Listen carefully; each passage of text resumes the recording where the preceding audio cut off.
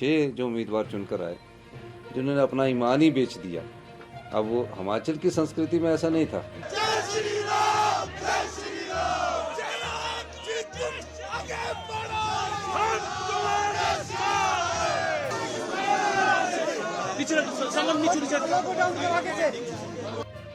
हिमाचल प्रदेश में वो हुआ जिसकी कल्पना सुबह तक किसी ने नहीं की थी। राज्यसभा के रण में कांग्रेस अपनी जीत तय मान रही थी, लेकिन अचानक समीकरण बदल गया।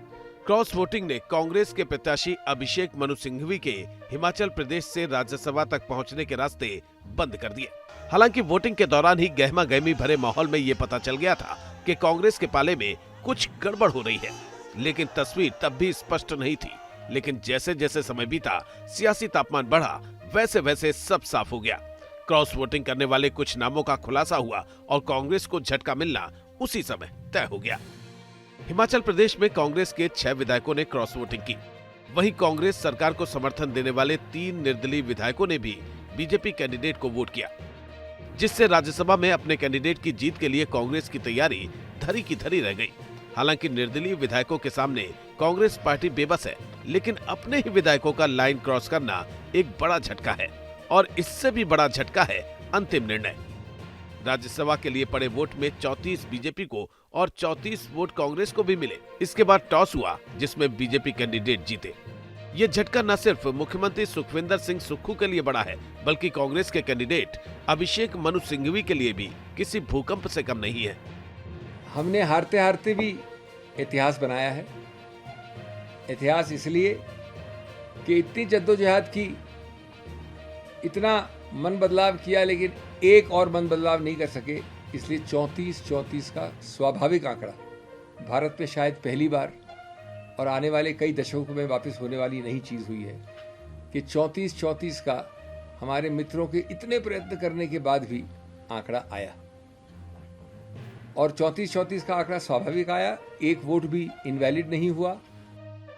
अब जब क्रॉस वोटिंग से तस्वीर साफ हो गई है, तो मुख्यमंत्री सुखविंदर सिंह सुक्खू ने भी अपनी भड़ास उन क्रॉस वोटिंग वाले विधायकों पर निकाली जिनसे आज धोखा मिला है।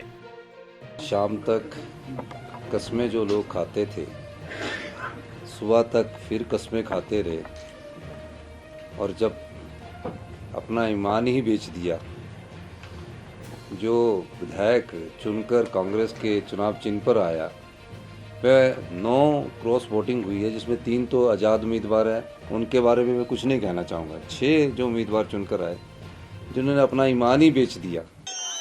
अब बीजेपी को न सिर्फ राज्यसभा के लिए हरी झंडी मिल गई है, बल्कि पार्टी हिमाचल प्रदेश में एक नई उम्मीद तलाशने लगी है। ये उम्मीद है प्रदेश में बीजेपी की सरकार। लेकिन कैसे, इसे हिमाचल प्रदेश की विधानसभा के गणित से समझिए। हिमाचल प्रदेश की विधानसभा में कुल 68 सीट है।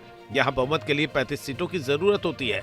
2022 के चुनाव में कांग्रेस को 40 सीट मिली थी, बीजेपी को 25 सीट मिली थी। वहीं 3 सीट पर निर्दलीय उम्मीदवार जीते थे।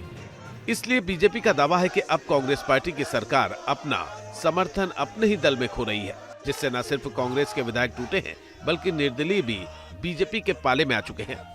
जयराम ठाकुर ने सीएम सुक्खू से नैतिकता के नाते इस्तीफे की मांग भी कर दी है, लेकिन अभी राह आसान नहीं हुई, क्योंकि कांग्रेस की सरकार गिराने के लिए बीजेपी को 10 विधायकों की जरूरत है, और ये संख्या अभी पूरी नहीं है।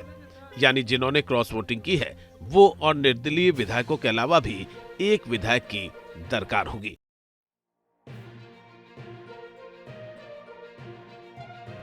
ये कहना चाहता हूं कि मैं अपने पद से जो है वो अपना इस्तीफा मुख्यमंत्री जी को और राज्यपाल जी को, जैसे भी जो भी प्रोसेस है उस तरीके से सौंप रहा हूँ, और आने वाले समय में जो परिस्थिति होगी उसके हिसाब से जो है वो कार्यवाही आने वाले समय की उसको किया जाएगा।